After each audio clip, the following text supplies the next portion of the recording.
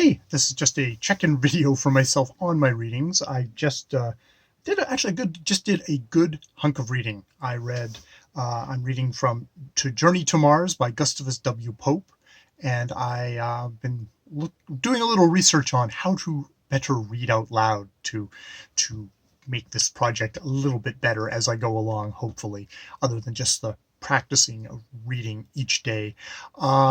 And so what I did is I watched Mary Robinette Kowal give her tips, and then I've taken those tips and I've tried to apply them to my reading for today. And so I've read chapters 13, 14, and 15 of the thing. And I tried to slow down.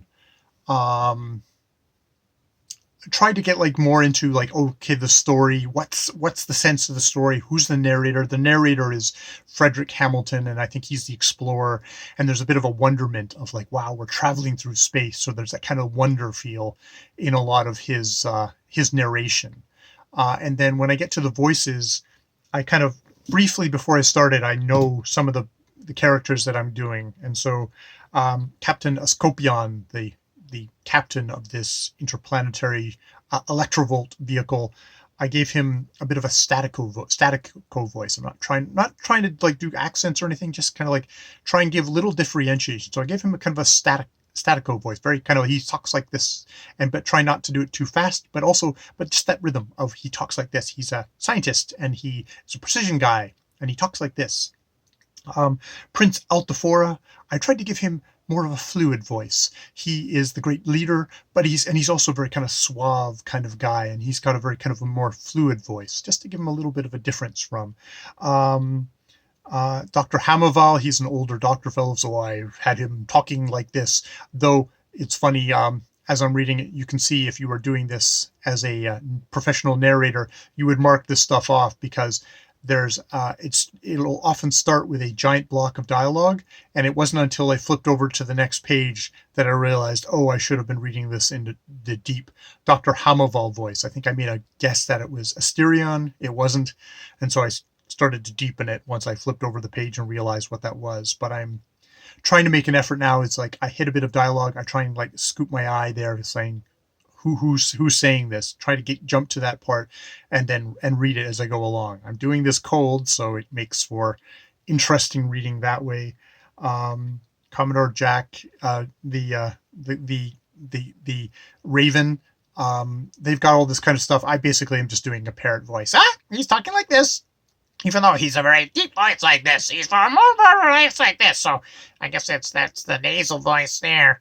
So I'm making it a nasal voice that's deeper.